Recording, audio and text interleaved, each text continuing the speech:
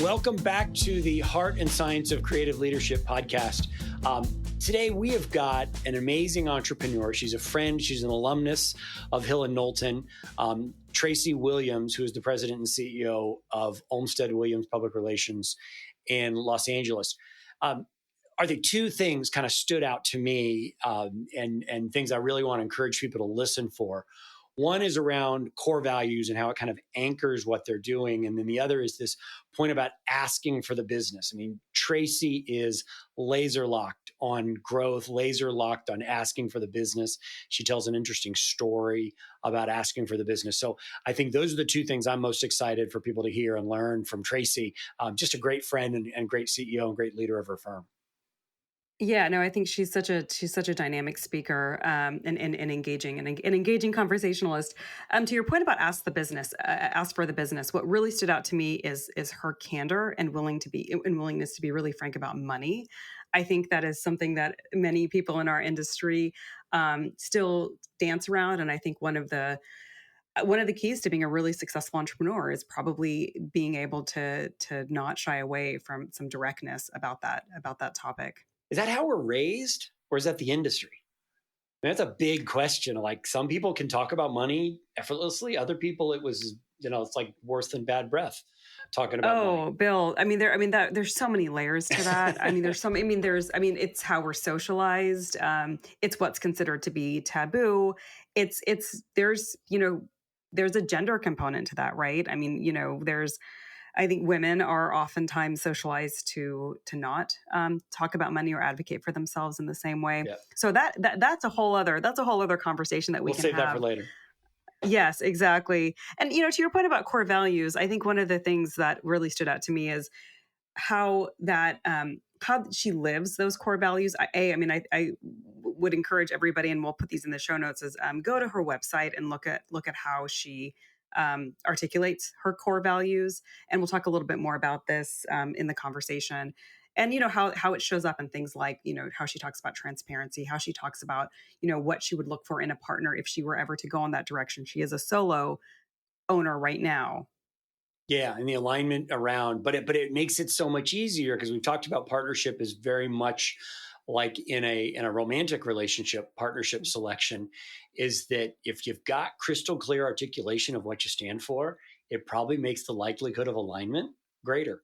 Yeah. If you've got that, because so many of us go in of, I'm a nice guy looking for a nice girl or whatever, right, as opposed to there's some standards. And that's what her core value is. It pulls through the way she leads, the way she probably manages and leads our clients, selects clients, obviously their annual reviews. So I think people are going to learn a ton from Tracy, certainly around asking for the business, core values, how they use it, how they bring it to life, and also about partnership. So enjoy the episode. I think we're going to all learn a whole bunch from Tracy, our friend, learn about her methods, milestones, and mistakes along her journey of entrepreneurship.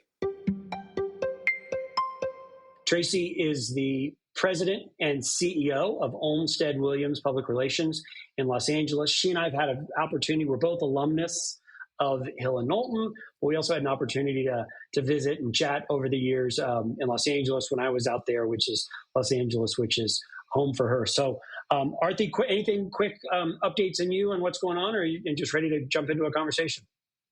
I think I'm ready to jump into this conversation. I do want to give a shout out to the number of Angelinos that we've had on this podcast. And maybe we'll talk a little bit about why that seems to be this kind of a critical mass of PR entrepreneurs in LA. And not necessarily a hotbed for PR.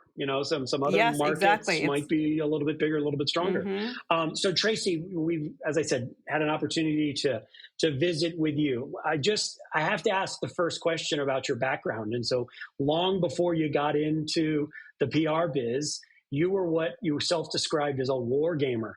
What is that, and what does that mean, and how does it impact your public relations career?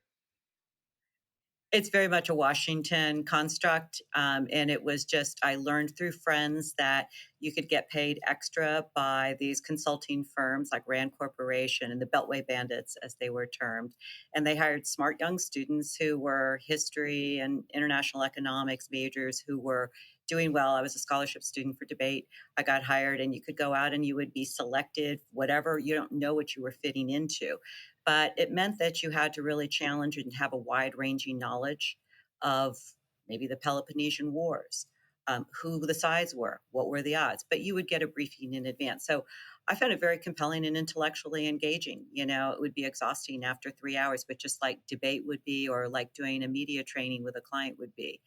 It's, 3 or 4 hours of intense thinking and problem solving. And does that pull through in strategy as recent 2024? I mean, is that thinking? Yeah. Talk about that from the context of how you serve clients.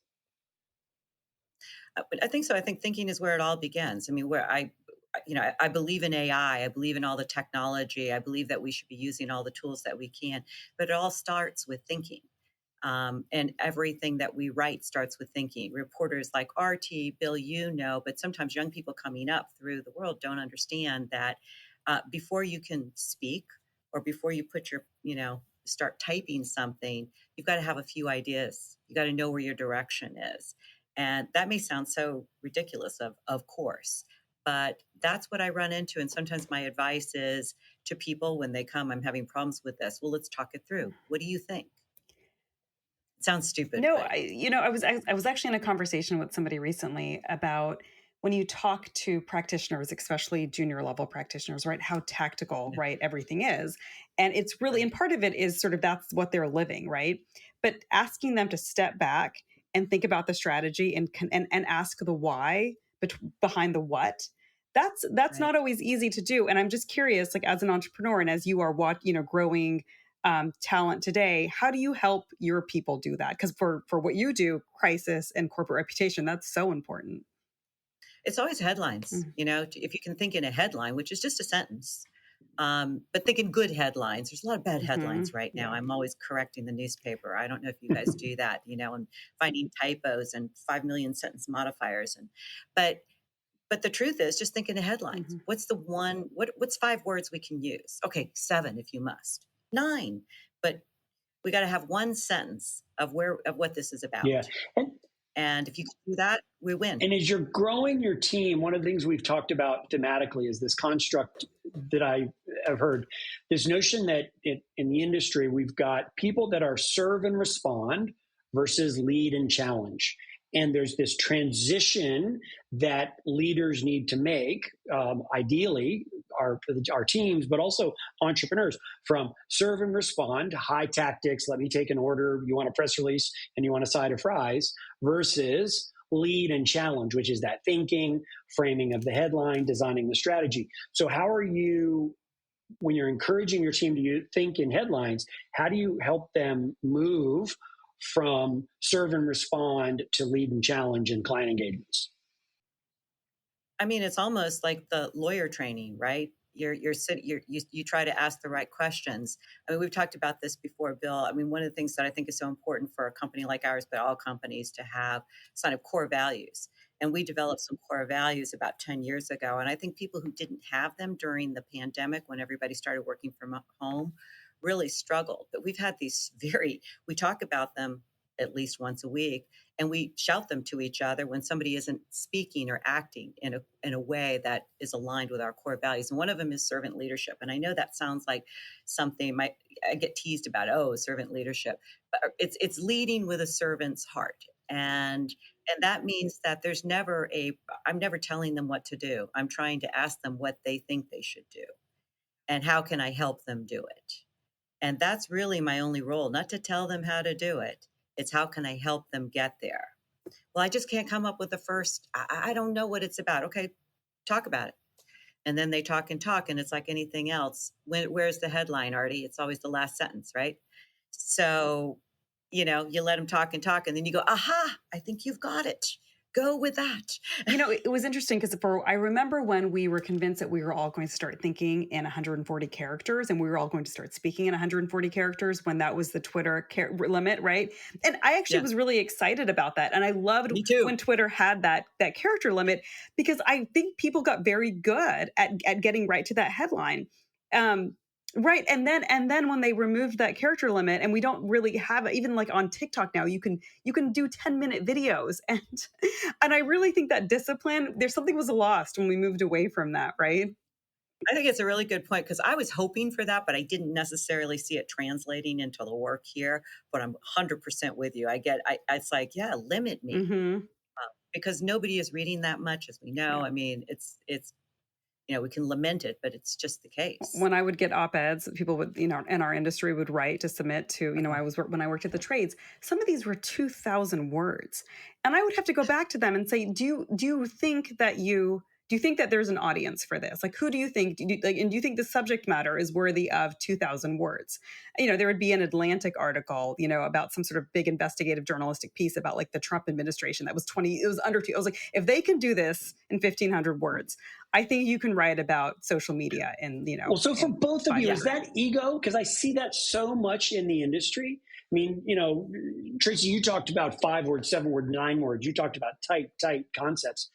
Aarti, you're talking about thousands of words. Is the writer just so blown away with their BS that's why they do it? Is it ego? No, they're lazy. Ah, okay. They're lazy. They're just lazy, and they're not good writers. And usually that same 2,000 word, how many sentence modifiers were there? Every sentence starts with a sentence modifier, and you're just like, you take the 2,000 words, and it's sometimes faster to just go through with your pen. I can go through anything that somebody hands me and hand it back to them without reading it. You just see where the commas are, and and then it's like, go fix that, read it to yourself, and then come back to me, and we'll talk about it. But and explain, and really like not thinking about who your audience is, right? I mean, if you're writing for a trade publication, you don't need to explain why social media is important, right? I mean, we can cut out those 2 paragraphs, right? Unless it's 2007, I don't need that. Well, the same could be true for how you pitch reporters. Mm-hmm. You can't go and pitch a reporter if you haven't read a few of their articles, know their beat. And so this, sending something out without at least having read something, you don't have to reference, you don't have to brown nose them and say, I loved your piece. Wouldn't hurt. But I mean, recognize what they cover and what they're doing. And that's something that I think has gotten lost. The people here, they're very good at that now. Sometimes I'll say, go pitch so-and-so, and they're like, oh, she doesn't cover that. And then I hand them the story of something that I just read. Maybe not then, because now we don't know what they cover, right? The biggest challenge I find in our industry is there's so many less reporters, and they're covering so much broader of a topic. It's almost like you just want to deliver 5 sentences that they can decide from whether it would be a fit and if it's smart enough that they'd like to move forward. And you've got a good lead for them. But it's so much more challenging. Can we go back to something you said about core values and how, you made sure that you had that, and that sort of got you through the pandemic. But I loved what you followed that up with, is that how you talk about that every single week, and how that's an active part of sort of life at the agency. Because too often I've seen founders say, well, we've got values, we have a mission statement, but it sits on their website collecting dust, and they're not at all connected to how it feels to work there, right? And I think that's really that when you're talking about values and mission, right, it really comes down to how people feel when they're working. And I'm just curious sort of how you sort of get at that. Well, it resonates with the employees. It all has to come from your people. So we have it's on the last, one of our last core values is one team. I hear them shouting that out all the time. So somebody has a great team, has a great victory, and they're like, oh, wow, you did a great job. This is great. And somebody will shout out one team, and everybody goes one team, because nobody takes, you still give that person credit, but the whole team participated in some way. We talk about transparency. We call it radical candor, but however you want to term it, we've got to be very open and honest about everything that we're working on. And my favorite, which is not necessarily everybody else's favorite, is embracing failure. And we kind of have a failure meeting every week, fail forward. They like to rename it, but it's just failure. It's like, what are you feeling failure about? And I have feelings if I didn't succeed with this, and I don't know how to get past it. I've had this roadblock, and, I'm not succeeding with this, getting this new client, having a struggle with this. So I share, they share, everybody's got something that by Friday, you have a pit in your stomach that you have not been able to achieve an objective you had promised you would do. Do that move into problem solving? Do you actually, so yes, you that's immediately, and then it goes. That's all it is. Nobody gets to vent for long. It's like, I didn't get that pitch out. He didn't like what I was going to say. Okay, can you help her get to that with this and do it by the end of the day? Okay, yeah, I'm going to work with you. We'll get that done in the next hour. Boom, problem solved. So it's all problem Yeah. solving. So you say the thing, but you don't belabor it because somebody jumps in. I can help you with that. Yeah. What's the if you can remember, what's the real story behind creating those core values? I'm sure you had a big planning meeting. Everybody sat down with a blank sheet of paper and said, "It's Core Values Day. Let's work together." How did it happen? Well, yeah, we kind of did. I actually had a coach. And I had gotten an executive coach by that time. It was a group that I'd worked with that was an executive coach for 2 of my clients. And so we ended up meeting that way. I got a deal, and they were really terrific. And one of it was, do you have core values? And what's so interesting is after doing this, it's become such a part of our agency. I mean, people here talk about them. They've got them memorized. They're written on the wall. We all know them.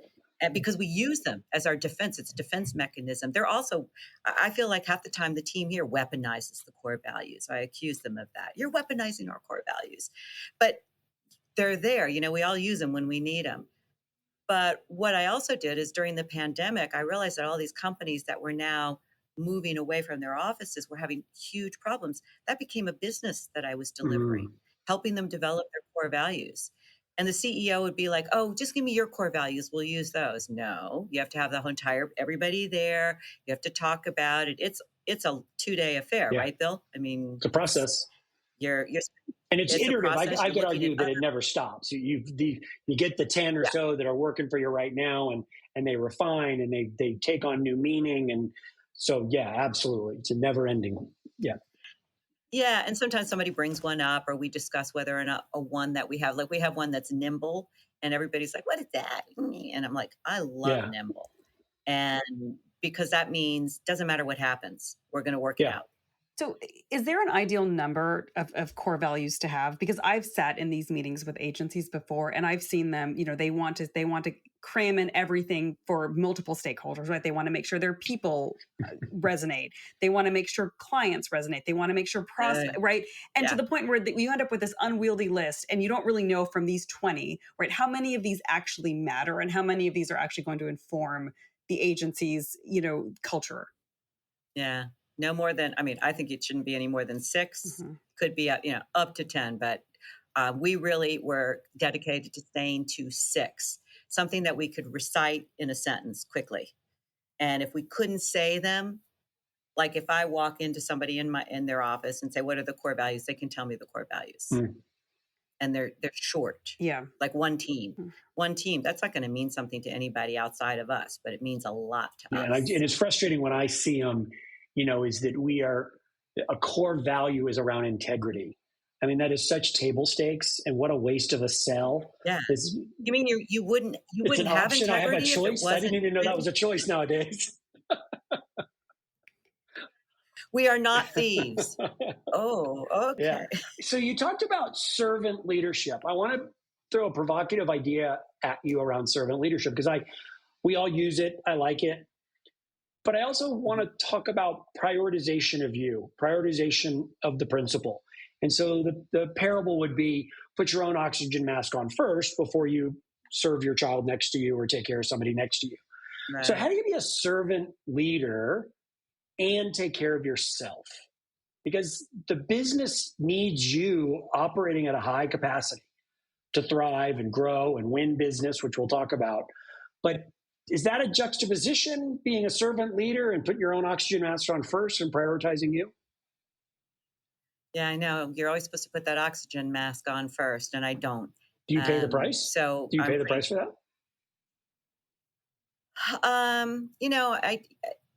I'm in LA. So what do we do? I do ballet bar. I do Pilates. I do a lot of yoga.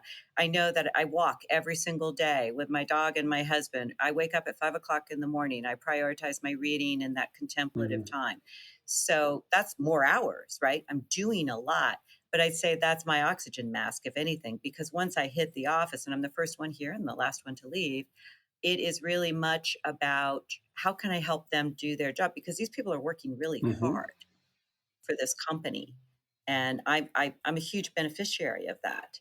So I feel it's incumbent upon me to make their lives better every day, that they walk out and they're happy. And I hear them speaking with pride about working here and working together. So I don't know that I don't have time for therapy, but maybe I should be in therapy. we all benefit from therapy. So we're just doing it on a podcast. Everybody can hear it. Exactly.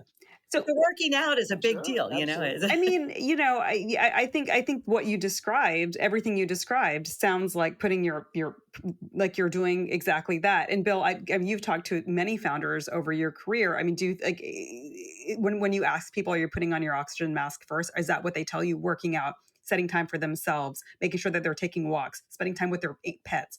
Like what would be missing from that list? You know, I so no, I don't see it all the time. I'm surprised. There's this hustle culture, bro culture of just grind it out, particularly newer, younger entrepreneurs. I then when it's so acute is that when I see people in that 55 to 65-year-old zone of like, okay, now what? Okay, I don't have anything in my life other than this agency. What's my life going to be? And so I don't think everybody needs to be a woodworker, or everybody needs to have sailing or whatever. But I do think that we built these firms to be able to serve, obviously, clients, obviously our teams, but we also built it to serve and enrich ourselves and enrich financially. I'm not ashamed to talk about that, but also to enrich ourselves emotionally. We just hated the man. And so we decided to go start our own thing. And that's my case, is that I'm kind of a feral cat and sort of functionally unemployable. And so that's why I do this. But I think that, Aarti, I don't see it all the time. I don't see it all the time. And I see people. I wonder if it's a male female thing. Maybe there's it's a male nurture female part of thing, that. because I had children. I have 2 stepchildren, 2 of my own children, a lot of grandkids from that family. So I have a lot of family, and those were always my priorities over the business, even for many, many, many years. Now everybody's grown, everybody's okay, knock on wood, and having kids and families. And I'm like just grateful for that. It's like, oh, as long as that's okay. So maybe for a woman it's different, because anything else was family. I've got a 10-year entrepreneur. They celebrated their 10th firm, fast growing, nice public affairs firm, really doing well. And she's never prioritized herself. And she has paid for it with some health and addiction issues, paid for it in functionality. And when I kind of hit her with that abrupt stop of a question, she was quite jarred by it, and she's trying to figure out, what do I do about this? Now, she never got to a dysfunction, to failing. No, but it is true. You've got to have relationships, and those interpersonal relationships, your spouse, other owners. I advocate other owners. Yeah, but I mean, just having a long marriage. I mean, I've been married 35 years. There's a steadiness to, it's not always perfect, right? But there's just you take care of each other, you take care of the kids, you take care of the family. And that's where you say if I'm doing that, it's good. And I think there's a generational component to this as well. There was definitely an era where, I mean, I would be curious, Tracy, you mentioned you're the first one in and you're the last one out. And, and there was, and I'm just curious if that's the expectation, is that would be you. Or do you have an expectation that if you're junior in your career, you're a few years out of school, that no, you're the one who should be there at 7:00 because you have, you have a lot more to learn. It's going to take you longer to do a lot of this work. But I do think there is a lot of pushback. And I think right now that people that are coming of age in this time where there's layoffs. Work-life balance, baby. Well, yeah, but it's like, so over the years, like that word has been quite charged, right? And some people have moved it to work-life integration. I think that's why there was so much pushback to, quote, return to the office after COVID, because people suddenly realized that they could throw a load of laundry in between meetings. And that meant that their evenings, they had more time for that contemplative time, or to be able to do bedtime without being interrupted. I mean, I think we're in this flux, and I think there's different people wanting different things. You have employers that are like, no, we want to go back to exactly the way things were. And you have people that saw a new side, a new way of living and working that said, no, like there's a better way, right? And I think we're going to, I don't, it's still unclear where we're going to land. I think it's going to keep, and it's always going to keep changing. We have, our people come in 2 days a week. I come in every day. And my people come in 2 days a week. And these are people who live 15 minutes from the office. It doesn't have to be that way. But, if they work, build their hours, and they're doing their thing, that's fine. But I came through where at Hill and Knowlton, you were there before your boss, and you did not leave until your boss left. And that was standard. And at Hill and Knowlton in those days, we had projects that would be gone. We'd be there until midnight. Sure. Young people doing projects, doing video projects or whatever, getting ready for the next day pitch. And we were the ones doing all the work because those guys didn't know how to do anything. They couldn't even, type or, so we did it all. And that was the standard. And that's how I thought that was part of our growth. I don't know that that's necessary now. When somebody smart walks in the door and they can write, they can be wherever they want to be. I think the paradigm changed. And I think we glamorized a lot of things in our business, like not sleeping, which now, like the research that's coming out that like sleep hygiene is really important. Like you are really, I think there's equivalent if you do not sleep adequately, it is like you are showing up to work essentially drunk the next day in terms of how your brain's functioning. So I think we have to stop. That sounds right. Yeah, right. And then the alcohol, right? Like, I mean, it was alcohol and coffee, right? You have 4 cups of coffee to get you through till lunch, and then you bring out the bar cart, around 4:30 to get people to stay until 7 or 8. And I do think that there is this wellness culture that has been, that's emerged, and people are pushing back on that. They're like, no, like for me to show up for that pitch, I need to sleep. I can't be up till 2 a.m. working on this deck. Like I'm going to go home and sleep. And I think that's a good thing. I like this bar card idea. Oh God, no! You guys know, I have heard so many stories about the bar card, and it was not just the Mad Men era. Like there was a time where we actually had people coming to us when I was at the trades saying, if you're in recovery, like it's almost impossible to work in our business because there's just, I mean, I didn't know this, but some of the big agencies, you guys probably know from your Hill and Knowlton days, on Fridays or sometimes Thursdays, the bar cart comes around 4:00. And, it's just. Well, that's what happened. Wes, my colleague here, he's our EVP. He talks about it all the time. And he's from a different era and he doesn't drink. He's a Christian. And it's like, and he's conservative. And it's like, I was like, what did you do? He goes, well, I'd have a Diet Coke and sit around for a while. But that culture was not his culture, right? It's not fun. And then you're stuck. But just going to point out that Google replaced all of this with, at one point, I don't know if they still have this because they've changed their culture so much, with nap pods. Because again, the science showed that a 20-minute nap in the afternoon did more for productivity than, expecting somebody to just, drink 3 cappuccinos at 2 p.m. to be able to plow through. So I think we got to follow the science, I think. And I hope cultures, especially in our business, are sort of, we're changing and evolving around that. Well, do you think we're leading in that? I mean, I feel like we might be, that our agency culture might be leading in that. You say no, huh? Aarti, no, I don't think so. I think we're followers. I think we're followers as well. I do think for a while there, I think this is changing. I think the tech sector was leading the way, right? I think the tech sector, Google in particular, at one point, they realized that women were leaving. They were not returning from maternity leave. They looked at their data and they said, what would make them stay? Right. And they extended to 4 months, like 4 months paid. And then they realized that men as well, like then they changed it to parental leave. Now I talk to agencies and they offer not maternity leave, but they offer parental leave. So it doesn't, leave, right? That's a good thing.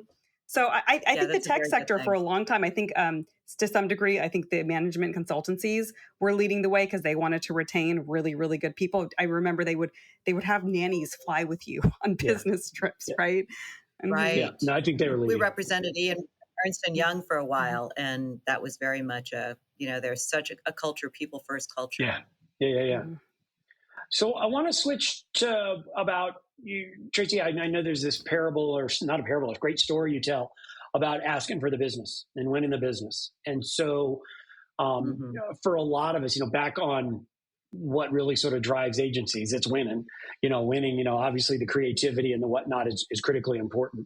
but it's about winning. It's about winning the business, and in particular, individual career paths are almost determined on your ability to win business.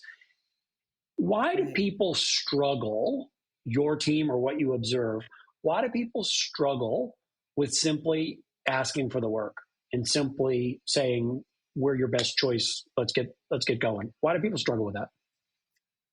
Yeah, I don't know. Maybe there's some insecurity, or they feel it's rude, or it's too aggressive. And then I think among the three of us, we are all probably slightly aggressive, and I just want an answer, yes or no. And then I learned the power of yes or no. And I'm fine with a no. And I tell people that no that's a fine answer. Give me the no. But I'd rather have a yes. But you have to make a decision. So is that fear? People are fear of failing. If I don't ever ask, I think it might be fear. I never. Yeah, maybe they fear they don't want the no. And as soon as you can be comfortable with a no, then the fear is gone. Yeah, absolutely. And so what I'm always looking for, I'm looking for a no, not a yes, which is different. So I have a question on that. So, I mean, I think, Bill, what you said, right? There's fear, right? There's a fear of failure. So for every time that you do get a no, or maybe earlier on, how do you come back from that? How do you develop that resiliency to not be afraid to ask that the next time, to ask for the business the next time? Well, I'm a little bit like maybe a bro. They're dead to me. I move on. And I mean, they're not dead to me. I'll keep them on my e-newsletters. I put them I have a calendar. I put them in a calendar to follow up in 1 month, 3 months, 6 months, and 12 months. I always check in, touch base. How are things going? Hope things are well. So I do that with anybody that has given me a no. Those no's sometimes turn into yeses later on down the road. So that's fine, because they like to see that I'm persistent, or if there's an article I see, I send it, thought of you, this was interesting, you should have been in this, that kind of thing. So I just, move on. And the next move is, okay, now I've got to get another proposal out. Yeah. So that's one of the leading indicators of success in the business, according to what I've put together for my business. How many proposals? We have to get out a certain number every month. And that means I have to find a way to get them out, right? And I'm not just sending them out to anybody. So reaching that number. And so we talk about it, maybe every week in the team meeting. We're down 2 proposals. Anybody got any ideas? Have you heard of, so we're working on that. So you have to have those numbers. I want to go back to your comment, but I think Tracy, just pivoting off of that, are you familiar with LAPS? Leads, appointments, prospect, sales. And you can measure LAPS. And LAPS, right. LAPS. That makes sense. And measuring that. I think there is a performance component. I used to think, everybody should have worked for the yearbook and have to go sell ads. Okay, it's just that's just a great skill set of having the hardware store or someone other than your mom and dad telling you, no, I'm not going to buy an ad. So there's that. But there's also a performance context in around athletics, that didn't work, so let's try this. Or I dropped that ball, or I missed that kick, let's do this. So I think I think those are really important things.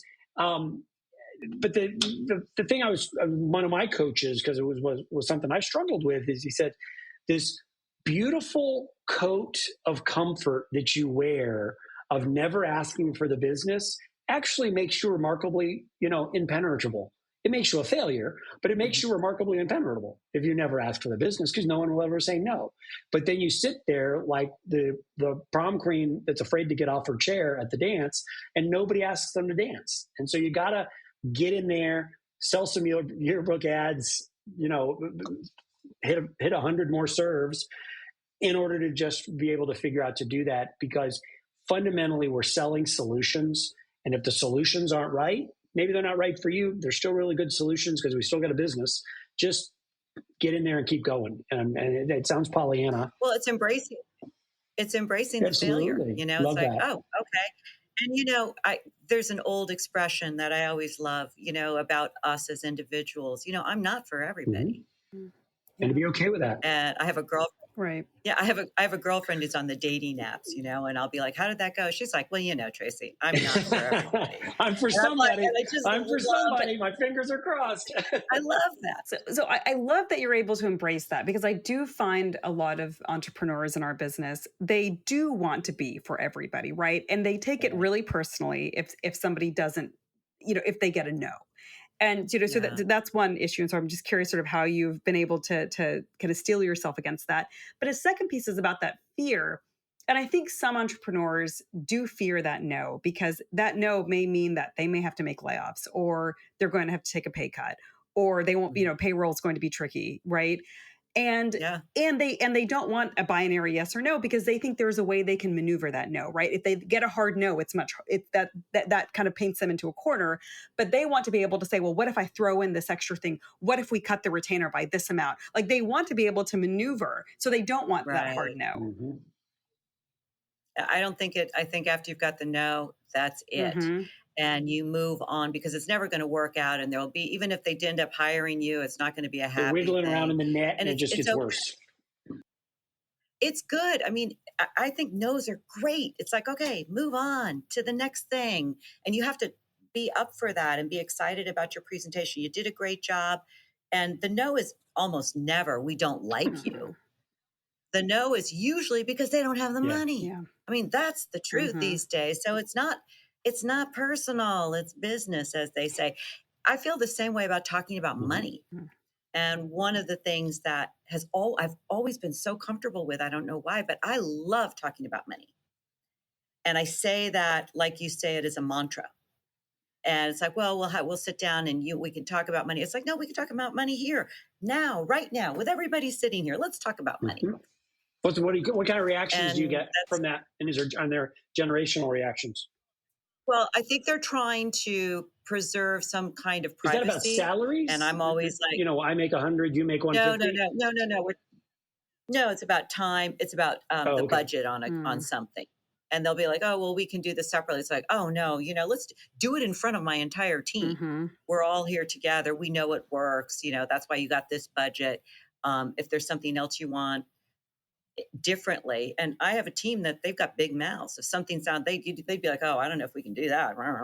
So I think we have to be open and talk about it. Does that translate to salaries at your organization? Do you encourage people to advocate for themselves, and also maybe to share, to have some transparency around what people's salaries are? We don't have transparency around salaries, but they may all know each other's salaries. But I don't share that. That's to me seems to be something personal. I say we are transparent about revenues. We're transparent about where we need to be. Very transparent about billings. A lot of transparency, but salaries, no. But at the same time, somebody once laughed and they said, "You're such a rube." Of course, they all know each other's salaries. Yeah. Are you transparent about profitability and what those margins are? Yes. Yes. Because so they see it. Yeah. I mean, they kind of see the financials, and profitability. We had a tough time at the end of the year, and there was a couple of months that weren't very good, but they got something. So they know that they're lucky. Profitability doesn't mean that they don't get their bonuses and the things that they. I think it makes it easier. I mean, it's hard if you've not been transparent to be transparent, but once transparent and once you kind of get there, it makes bad news somewhat easier. It puts good news into context. And so I think, but for people getting over that hump is hard, but once they're there, I think transparency really makes a lot of sense, but it's hard. It's hard to do. It's hard to get there. And some of them aren't even that interested in it. But now I have people here I have employees from 5 to 8 years. So I have a long duration employee base right now. So they've been here a long time. So it's just if they don't know, come on. Why do you think people stay for so long? Well, a couple of people were talking about it outside my office. They don't, when things are up and down, regardless, they have no fear of layoff. In a big agency, they've been through big agency layoffs. You lose an account. I have one guy here who says every time if we lose an account, he starts getting, an ulcer. And I always have to say, I'm not laying you off. We're good, we replace the business around here. And so I think that they just feel like, why wouldn't you be someplace where they look at you as a person, not a client? So that's what happens. But they'd had these big accounts. The account, fires the agency, and the whole team is laid off. So that's a wonderful concept, and I love that. And I love that the team gets to own that and embrace that.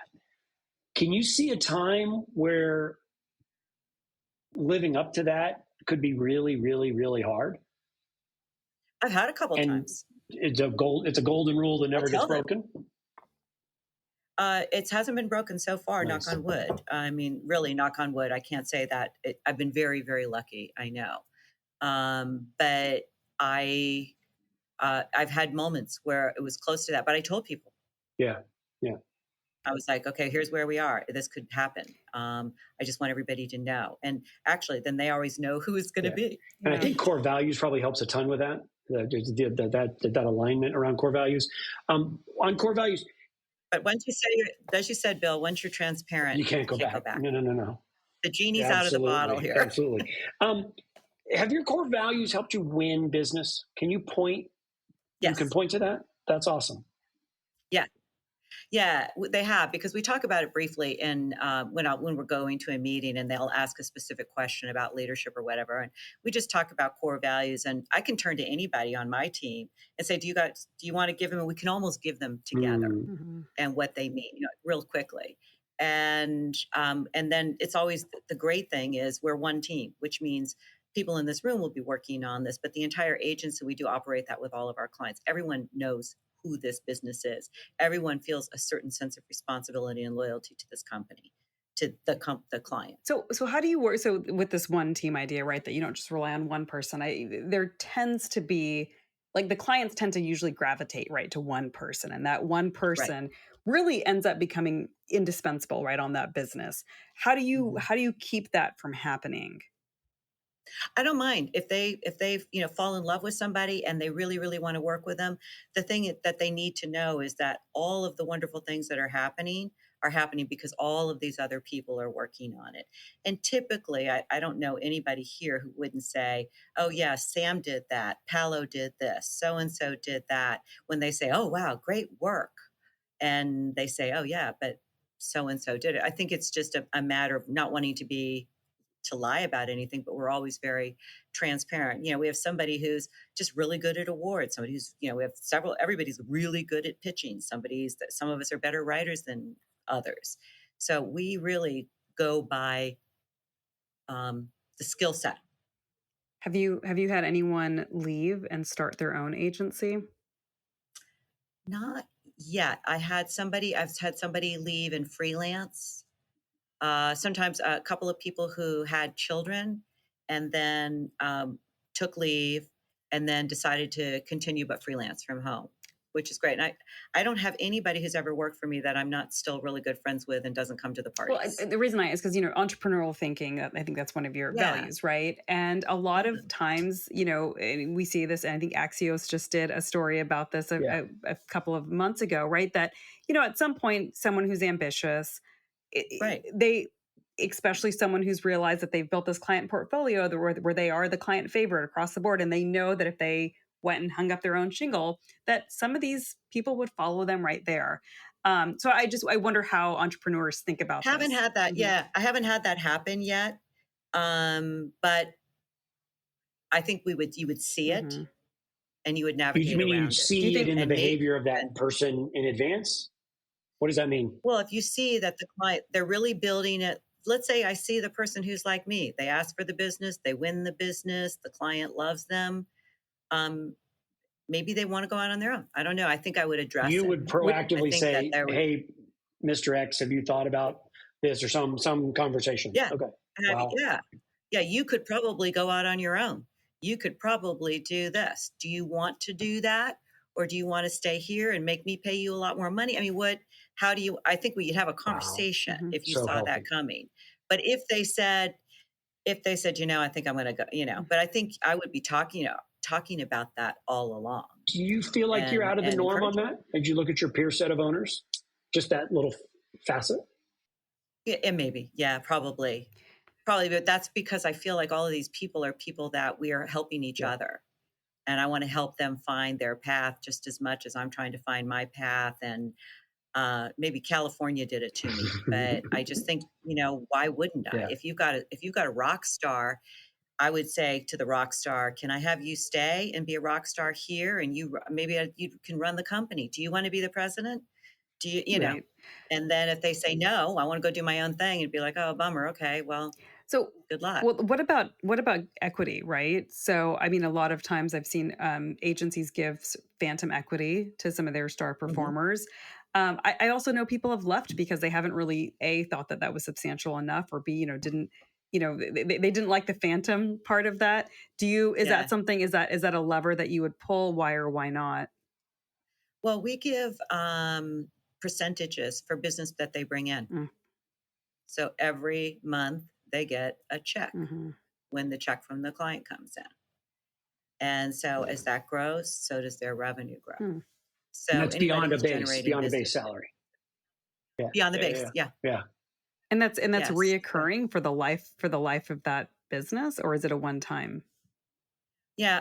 So that was something where I had some confusion. So I had to get some reality about it, because somebody said, oh, you do it for a year, and then the next year you do half. Then I talked to some folks I know in private equity, some super smart Harvard types, and they said, no, it should be for life. It should be for the life of that contract. And they were very clear about that with me. And they were like, why would you do it the other way? That's like, why would you punish them for keeping the client around if it's an incentive-based payment? And I was like, that resonated. I was like, okay, makes sense, So I have some really great advisors, and I tap into, if I'm having lunch with somebody that's the smartest person, what would you do if you had this? And I get some really good advice, and I think it does make, it makes our employees sticky. Yeah, that's that advisor, having a group of advisors. Is that formal or informal, the group of advisors? Do you get them together like a board meeting, or are they just people that you're... No, I just bug them. I tap into them and bug them. And then they complain every year. Aren't they going to get a gift? Don't they at least get a coffee cup? Subscribe to your blog. So Tracy, we've had several people on this podcast now talk about how they could not have done this without a partner, right?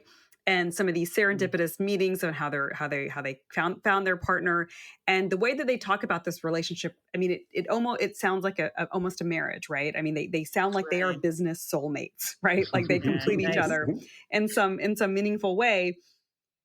You are doing this solo, so why do you ever wish you had a partner, or do you think that this is the right way to go?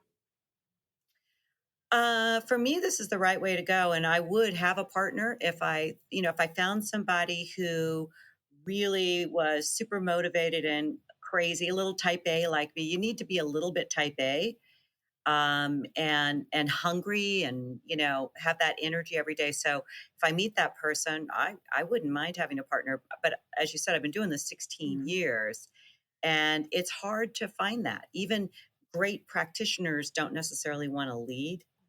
And I don't quite understand why, but if anybody, would you match me? Would you look for someone who was like you said, like a type A? Would you look for someone who was like you, or would you look for someone who was more complementary? I would look for somebody who could bring business in. So is that an economic decision? I mean, do you have a need? Do you feel like there's a need? Always a need. Other than the economic. If you want to grow. Other than the economic.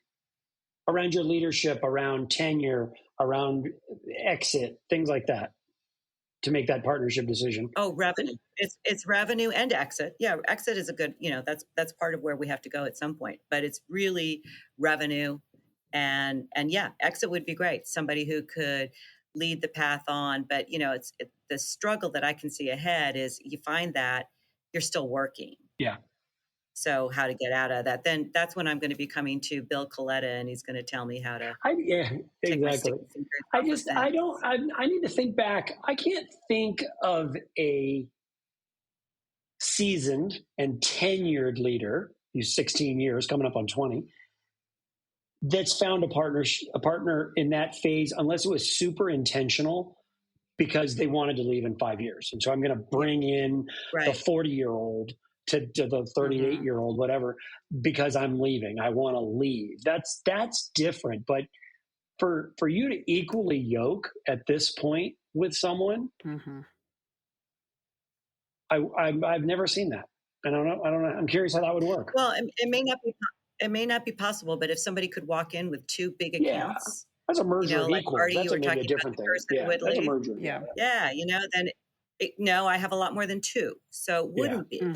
But I would welcome him or her to come in because I would know that they can close business, right?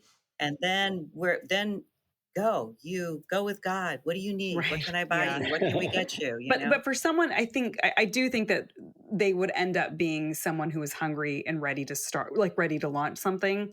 And you would, I think they would probably fall in that age range where, they kind of had outgrown working for somebody else in that capacity. So maybe that early 40s. So, and maybe they would expect to be ultimately like your successor, right? Running it. Yeah. Sounds good, Aarti. Again, you see anybody? Send them my way. Right now there's a lot of people. You've seen what's happening at the big agencies, right? Yeah. They are just shedding people, senior-ish people, right? They're getting rid of entire layers of management, and I don't think that's going to end, right? So I think there's a lot of people that are, and I'm curious to know what will happen with a lot of these agencies. Will they end up partnering with someone like you who's more established, right? And maybe just sort of, as you kind of were looking to sunset. This is another brilliant ideas of yours, Aarti. So that would be great. But I actually did look for a number two to be number one about before the pandemic. And I met some great people. And one that I really was, believe it or not, he's a fantastic guy, brilliant, so good at what he did. Anybody he met just wanted to work with him. He was blind, which that's different, thinking about how all of that would work. But they were, he had no problems, but he ended up going with a big company that had better resources opportunities for visually impaired. Yeah. But it's finding that one who's just like, oh, wow. And honest to God, I had 2 meetings with him and I didn't know he was blind until the second one. Wow. And it's not because I was stupid. It was, he could track. And I didn't even think about it. I wish that he had started. One of the, when we have DEI conversations and, ableism is something that comes up quite a bit in our business, right? Because the demands that our business puts on someone physically, it's really tough for people that have any sort of health issue or even impairment. So and that made me think, Bill, we should find someone on this podcast, right, who sort of navigated that issue. I told him I really wanted him, and I said that's so great. That would be great for business. It would honestly be. He appreciated my corruption. He was like, really? I said, I can use that. I know I can use that. Well, it's a core value now. Let me ask you. The core value number 7. Well, yeah. You would make a name for yourself. Even as an agency, I think we need more of that. Like we do need, we are, I think ableism is something that, it's very difficult given the way that our professional services, right? The way that it's designed. I think that's why even the remote work, right? A lot of people thought there was a bias towards extroverted people and folks that are neurodivergent and working from home. Neurodivergent, has it's so true. Given them who just, they can't be in an environment where there's so many things happening around them. I know we're going to have to wrap up soon, but I know, Bill, you mentioned at the beginning about the EY's Entrepreneur of the Year. Yeah. And Tracy, I would love to ask you about that and, tell us a little bit about how you achieved that and how it impacted the business. Oh, so I was not an Entrepreneur of the Year. Sorry, Bill. I thought you were. We ran the program. We ran the PR program for the Entrepreneur of the Year program. Boy, Bill, that would be good. But we were one of the top 100 PR firms by PR News last year. Okay. So, oh, no. We have a lot of awards. Well, tell me about how do you find that awards and industry awards are helpful and beneficial to your business? Yeah, they're very beneficial, I know, for my clients. And we want to be going after awards so that for some people, they didn't used to mean that much to me, honestly, but they mean a lot to my team.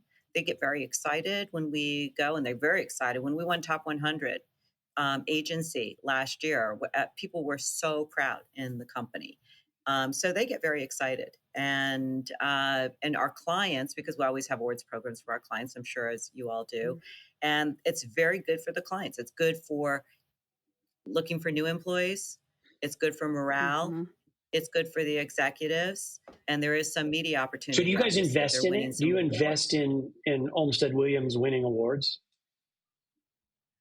Yeah, it's part of what we do for Yeah, ourselves. it's like a marketing Sure. tactic. It's I a mean, line item, if you will. we have somebody who does that. We have somebody who runs, who does our social media. We have, I mean, these are all people that's part of their other part of their job. And we always talk about where, 80% OW, 80% for our customers and 20% OWC. So every day we have to do something for the agency. We all do. Okay. And I have to do, I'm basically do all the business development, but everybody has a role in posting, coming up with smart things to say on LinkedIn. So one issue that I've seen with this, right, is that a lot of agencies, especially, boutique agencies, they can't invest obviously in someone full-time that's not billable. But when you put it on someone's plate who is billable, right? I mean, it's going to be the first thing that gets dropped off when things get busy. It's going to be the thing that they do the end of the day, or they just sort of throw together because, because client work was going to always take priority, right? Winning new business is going to take priority. And when I was on the other side of this, and I was one of the judges, and I was, running these juries, there was such a difference between the award entries that came from agencies that had dedicated awards teams. I mean, and these were, they were just, there were some holding companies that I think just professionalized award entries that really set the bar. And then the ones that, you could just tell that, they had to tack this onto their week. And it was a junior member who couldn't articulate the message. Yeah. I mean, I remember being at an agency one time where it was tacked on, and I won us the award, I will say, but I was there on Friday night till midnight, right? Because I had and I sat there, and I remember the agency principal texted, they're like, "Aarti, you are not still at the office, are you?" And I was like, "This has to be perfect." And I did. But that's what it took. It took me having to be at the office till midnight to get this out. And well, now at least you could be in bed on your laptop, but yeah, well, now in those days, I was actually at the office getting because that's when the final deadline was midnight Eastern time. I remember, and I was living in Boston at the time. But I wonder, I mean, how do you you said you've been listed. How do you make sure that this work is high quality when it's not going to be a priority? So again, we go back to our one team. Mm-hmm. They're not, and you're not alone. So we're all working together. So that thing is due. We have a meeting every single morning, and we do a quick run through. We know what the awards or what things are due. Somebody's got to do this post by Tuesday or Wednesday, and that's when everything comes clean. I can't get to that until this. Okay, then you're going to have to pick this up. It needs to be done on Thursday. So the timing, the deadlines for all of the OWC activity are in stone. And if that person can't do it, that's okay. That's okay. Just let somebody else take care of it. Or the person will say, I'm going to do a down and dirty job. Can somebody else do a review? And I end up looking at a lot of this stuff too. So I am fixing things up until the last minute. So I may be at the office, reworking things. So, being a principal in a mid-sized agency, you're always reviewing everybody's work. But we do keep it you have to do it. It has to be done. So nobody seems to let it wait. They don't want to. Mm-hmm. It's got to be good. done. How do you define success for yourself, for the firm? How do you define success? Money is, revenue. That's really big.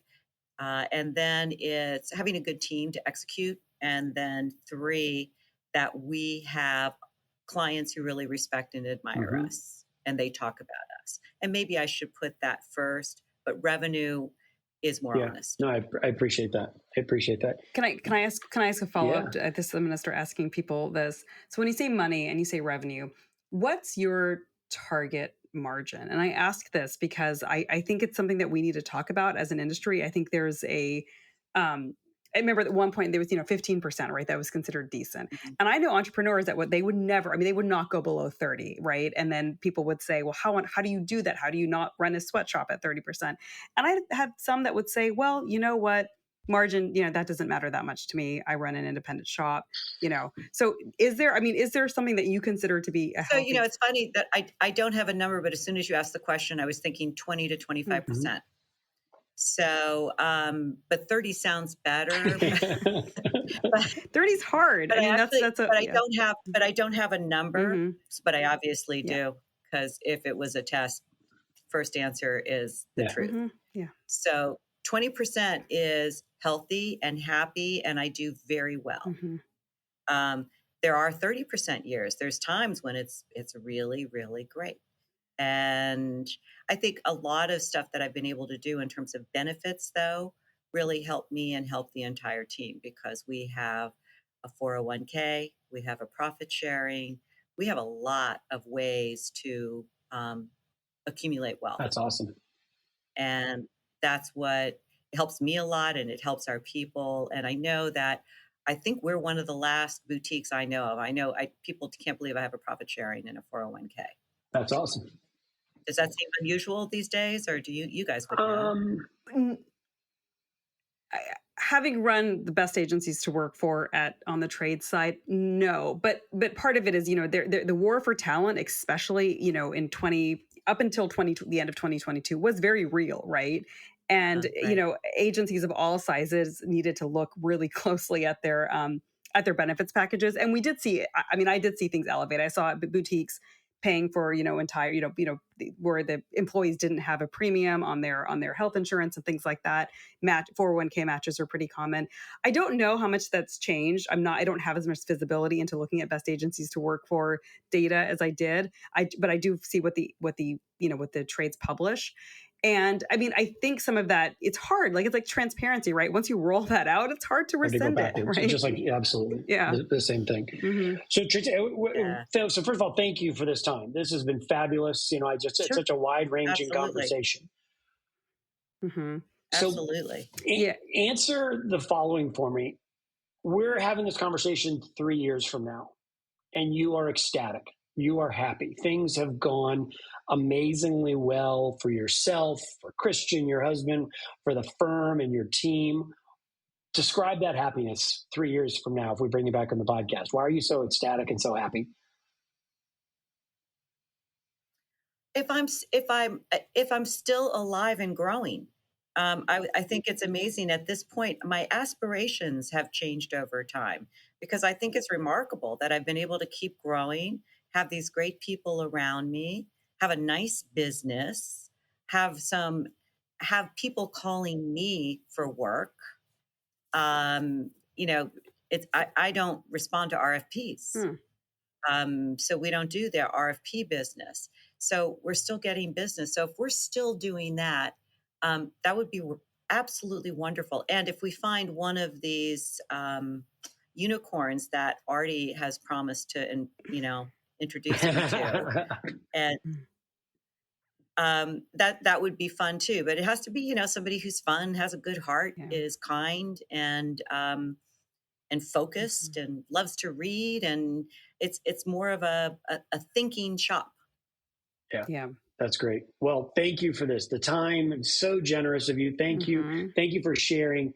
I think particularly valuable around your core values, the way you're so true and full of integrity on that. I think that a lot of people can learn that, and we should stop rolling our eyes at core values, but actually own it and live it, because it's bankable. You've proven that strong core values are bankable. So thank you for that. And thank you for spending some time with us. Yes. Well, thanks for having me. And I'm going to do a plug for folks to go actually, and maybe we'll put it in the show notes, to actually read your core values, because what I like about them is it's not a lot of jargon. It's conversational, it's plain English. And I think it's easy for anyone to read these and grasp what you mean when you say things like radical candor or leading with a servant's heart. I think you do a very good job of explaining your values succinctly. Well, thank you. It's on the website. Is that I can send you that, or you can. No, I know. I'm looking at it. I'm looking at it right now. So I want to encourage. We'll put it in the show notes. But I think it's a great model. Fantastic. Well, Aarti, next time you're in LA, yes, I would love. Come by, have lunch. We're in I'm across from UCLA. Oh, Westwood. Yeah, actually, one of my favorite hotels is right there. It's the W, the West. Yes, All right, you guys do that. Tracy, thank you so much. Let's stay in touch. Talk to you soon. Thanks, guys. Well, that was a great conversation with Tracy, and I love that she, intended to become a lawyer, because I've heard other professionals in our business say this, that their intention was to become a lawyer, and the overlap that they've seen between what we do, right, which is persuasion, and what you do as lawyer, which is persuading, right? Um, and I think what she's built, again, we have another high strategy, what it sounds like a high strategy, low tactics agency. And I think we're seeing a common thread here that, you with the right ingredients, you can build a successful high strategy agency. Um, but Bill, I wanted to reflect for a minute on what she said about core values, because that's something that's thrown around a lot. A lot of agencies use that as their differentiator, but I liked the guardrails that she put around that, right? I think she said you should have no more than 6, because she's not trying to be everything to everyone. In fact, I think what she said, right, is I am not for everyone. And having the confidence and the conviction to say that, I think would make her appealing not only to the right clients, but to the right talent. Um, and even the way she articulates those values, it's conversational, it's easy to understand. There's not a ton of jargon where she's trying to appeal to, obviously, pretty much every possible constituency. No, I mean, she sort of stands proud in who she is, and she knows how she wants to show up. And I loved that. Well, I think that a phrase that I love of riches in the niches. And then you think about Martin Luther running around tapping, his credo on the posts in London, is that I think a crystal clear articulation of who you serve, not core values, but how you serve them, which is your core values, is something that easily gets eye rolled. I bring it up to our clients. I bring it up both to them at a company level as well as a personal level, because I think we could have core values. They should be, the Venn diagram should overlap. But I think it creates so much clarity. It's almost like this ultimate membrane to run decisions through. If you have to hire or fire, how does that fit within our core values? Are we bringing this client's being maybe difficult or challenging or abusive? How run that through that membrane of core values. And I think if they're done right, if they're constrained, just like you said, that 6, I think that's when people use them, and they're not sort of some management consultant perfunctory exercise, but it's like rubber meets the road. It's no different than choosing accounting software, which you can't run a business without it. So I love what she did on core values, how she breathes it. And it's really very refreshing. And then a shout out, it was a coach that kind of brought it to her to begin with when she was sort of thinking about that. And she sort of had this sort of aha moment. And I think she's like, she'll never do another thing without a set of core values. One of her core values is, this radical candor. And I think the way she describes it is, we are not the nice PR agency, and we'll push back on ideas and generate results. And there is an existential conversation to have here about our industry and people pleasing, and, being able to push back on clients in particular. Right. Yeah. And I think that's something that I think it's been an ingredient to her success. Right. Mm-hmm. Is being able, is knowing what she's, not only who she is, but also what she's not. Yeah. Right. We are not the nice PR agency. And I think that also gives us a North Star for talent as well. Right. I mean, when something does not sit right with you, with a client, or you're like, this is a terrible idea, knowing that you have the agency, the core values of the agency behind you when you say, you know what, I'm gonna push back on that. Yeah, and it aids. And the other thing that just dawned on me is not only when you find yourself in a situation that immediately bumps up against a core value, so radical candor. You're in a client situation. Well, should I give this advice? Should I not give this advice? That's where the core value just serves you, prima facie. It's right there. But what the core values done well gives you a foundation for decision making on second and third order. It might not be, are we going to be transparent? It's like judgment calls and knowing that the agency's got your back. One team is another one of those values. So I think having those, I just finished a little construction project. Having the foundation You can put anything you want on that building, but you need the foundation. And I just I've always loved good core values work, but the way she's personified it just makes everything easier. That then makes it easier for her to ask for the business. It makes it easier for her to make hard decisions. And I just loved it. Just loved it. But I want to be open about the fact that there can be some tension in how some of these core values may show up externally versus showing up internally, right? So let's think about transparency, right? I mean, she talked a lot about asking for the business and just being really open about money, right? And when we shifted the conversation a little bit and asked about whether how that plays out internally, it wasn't as clear, right? I mean, there wasn't the same level of transparency internally about how much people are being paid. And so, I think that's just worth chewing on a little bit, thinking about how your values show up externally and how they guide, your interactions with external audiences versus how they show up internally. Yeah. And I think it's that foundation, and you can build and use it as a decision framework. Inside, outside, it's not a panacea. It doesn't run the business. You still need accounting software. You still need timesheets, if God forbid, if that's what you do. But you still need the bells and whistles. But gosh, it's so refreshing, and to see her use them so well. Well, I mean, speaking of refreshing, right? I mean, her willingness to answer that question about margin, right? Yeah. Like, what do you consider to be a successful margin? And I think she said between 20 and 30, somewhere between there, probably 25%. And I think that's something that a lot of entrepreneurs wonder about, and especially if they're not entirely clear on, are they building to sell? Are they building a lifestyle? Like where should they sit on that spectrum, right? From margin means nothing to we're doing 35%, nothing less, because we're building to sell. Yeah. And it's different vocabulary, but it almost fits into those guiding principles, is that if I want to have a 25% agency, or in years 1 through 5, I'm in hyper growth, I'm going to have a 15% agency. But years 5 and beyond, I want a 25% agency. It helps make decisions. Similar, a little bit different, but similar to the way core values help you make decisions. Having crystal clarity, and not just sort of, well, how do we do this year? And you look at your numbers and oh my gosh, we're 17%. If we had not gone to those 5 conferences, we'd probably be 22%, or whatever the math works out to be. But having clarity and using it almost like a dashboard or a speedometer during the course of the year, course of quarters, super value. We don't talk about it enough because it is kind of one of the best determinants of what you can, and also is a great measure of health, because you're growing, because you're adding on the expenses relating to the revenue.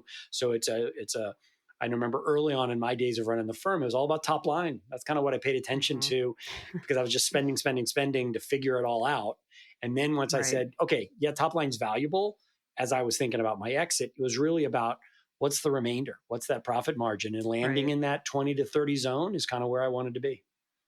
And if we have a second conversation with Tracy at some point, it sounds like that exit, that piece, is something that she's still figuring out, right?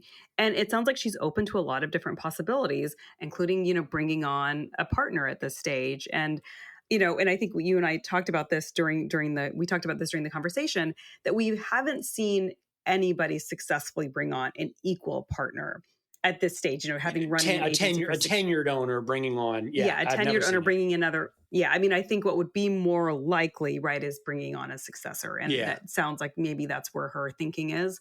But she seems really open, which I think that's really exciting, right? She's not set in her ways, even after doing this for 16 years. Yeah. She's open to possibilities. Yeah. And I will talk to her about it. I am curious about that, is that, I think there is a sense of, maybe desperation of I've done it on my own, but that shot clock is winding down, and I got to pass the ball to somebody before the shot, or I got to take my shot before time expires.